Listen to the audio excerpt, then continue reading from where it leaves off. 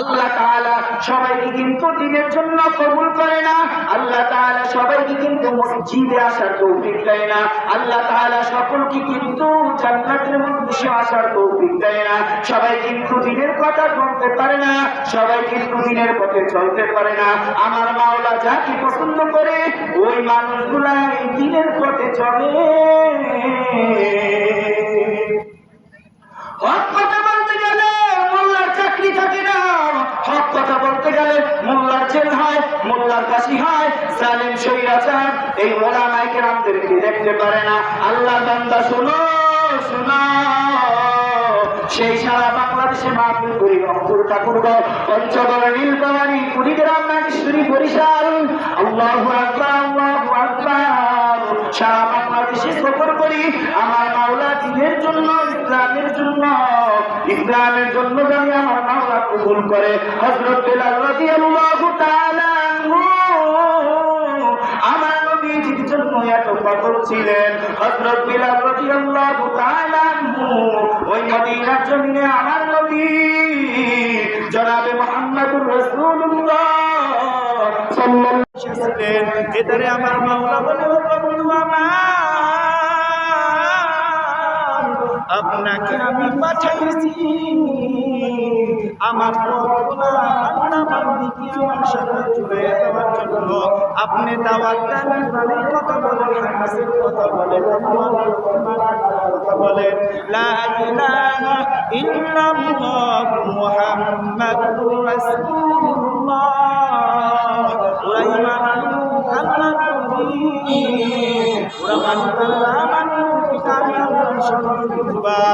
হে সাদা মাটির মুসলমান ইমানদার আল্লাহর গোলাম, আমি তোমাদের কাছে দাওয়াত নিয়ে গেলাম, তোমরা এই মজলিসে আইছো, এই জান্নাতের মজলিসে আইসা কোরআনের কথা শুনিও, কোরআন হাদিস শুনিয়া নিজের সুন্দর জীবনটাকে সাজাইও। হে আল্লাহর গোলাম, হে সাদা মাটির মুসলমান ইমানদার আল্লাহর গোলাম,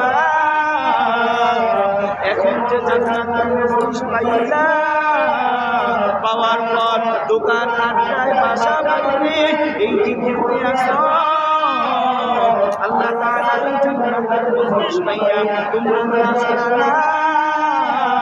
এই মজলিস এই মাদ্রাসা মসজিদের কাপড় পর্যন্ত না, কালকে যদি যত টাকা এই মজলিসের না, এই মজলিস সময় সাদা মাটির জন্য ওয়ানাজালাত আলাইহিস সাকিনা, এই জায়গার দিকে রহমত বর্ষিত হয়, সাকিনা বৃষ্টির মতন রহমত এখানে বর্ষিত হয়। হে দুনিয়ার মানুষ, আলেম ওলামারা তোমরা বুঝো না। আলেম ওলামা বলে, হে বাবা পাইনুরি হাতে গুনাহ না, সবাই বলে তুমি শুনো না। হে সাদা মাটির মুসলমান, আমি তোমাদেরকে দাওয়াত দিয়ে গেলাম, এটা মানো না মানো, এটা আমার মায়ের সঙ্গে বুঝবা। নবী মুহাম্মদুর রাসূলুল্লাহ সাল্লাল্লাহু আলাইহি ওয়াসাল্লাম মদিনা মক্কার জমিনে দাওয়াত দেন, কাফেররা মারে মুহাম্মদ নবীকে মারে, মক্কার জমিনে কাফেররা নবীর পাথর নিক্ষেপ করে আর বলে, মুহাম্মদের কথা কেউ শুনবে না, মুহাম্মদের কথা কেউ শুনবে না। নবী নিষেধ করেন, নবী দিনের কথা বলেন, নবী ইসলামের কথা বলেন, নবী দিনের দাওয়াত দেওয়ার জন্য বসেন মদিনার ভিতরে।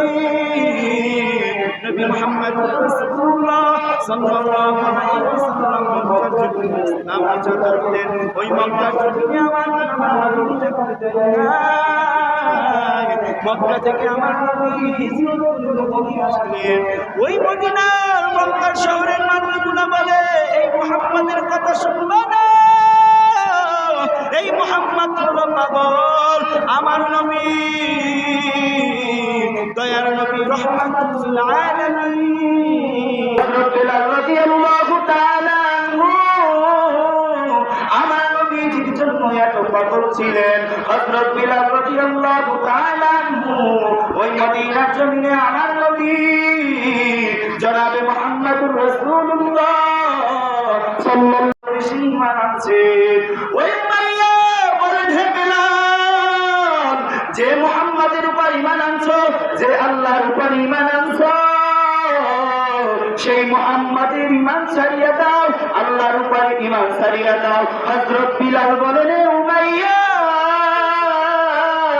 আমাকে যতই মারো না কেন, আমি যে আল্লাহর উপর ঈমান আনছি না কেন, ওই ঈমান আমি ছাড়তে পারবো না।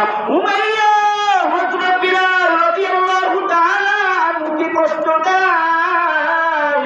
উমাইয়া এত পরিমাণ হযরত বিলালকে মারে, হযরত বিলাল কিছু বলে না। হযরত বিলাল বলে, আহাদ আহাদ, আল্লাহ।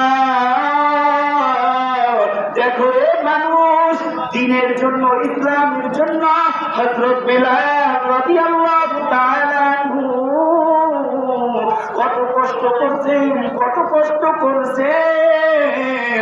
হে সাদাবাদীর মুসলমান, হে ব্যবসায়ী ভাই, মাদ্রাসার জন্য কষ্ট করবা, ইসলামের জন্য কষ্ট করবা, মসজিদের জন্য কষ্ট করবা, আলেম ওলামার পিছনে কষ্ট করবা।